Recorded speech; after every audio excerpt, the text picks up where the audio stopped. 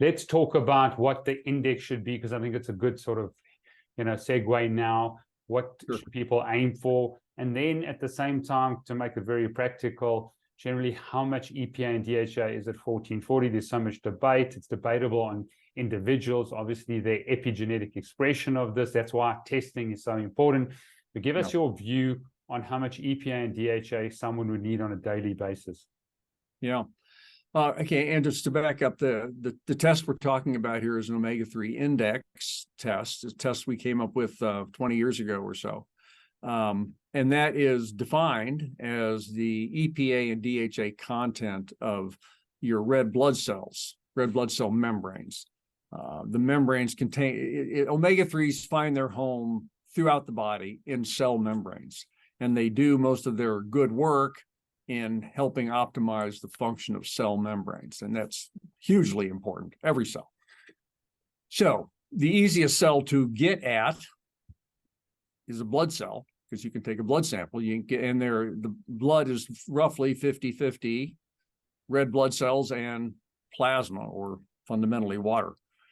So we isolate, we get the omega-3 level in the red blood cell. It's a good reflection of the whole body, and we express the EPA and DHA content of the red cell as a percent of the all the fatty acids in the red cell membrane, which is a very common way of expressing omega-3 content or status. The levels vary from, at the very end, low end, maybe 2% of fatty acids is EPA and DHA. That's very low. Up to 10, 12, maybe even 15% you see in some, like Japanese cohorts of people who eat lots and lots of omega-3. But that's the range you're looking at, say 2 to 12%, roughly. We think 8% and above is really the sweet spot for reducing risk for a variety of conditions. We originally proposed 8% for reducing risk for cardiovascular death. This was 2004. But I think that 8% target is really a good one for all kinds of conditions, whether it's cognitive or cardiovascular. We see that's shown up over the last 20 years of research.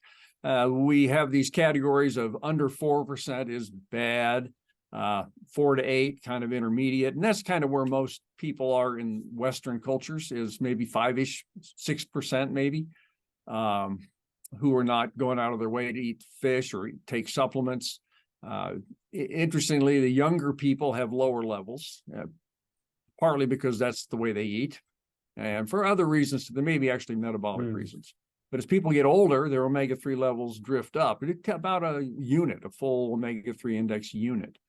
We've seen that between, say, age 40 and age 70, it might go up by over 1 unit. Whether it's because people eat more fish or just omega-3s slowly accumulate, we don't know. But in any event, when people are doing the blood tests, and you've done a lot of them, 8% is the sweet spot. It doesn't mean that 7.9% is bad. I mean, people get this very black and white view of these blood tests.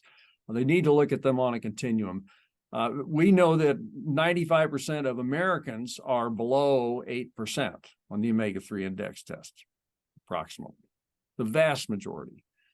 So you're pretty safe in assuming somebody's going to be either in that intermediate or low zone when you do a blood test on someone.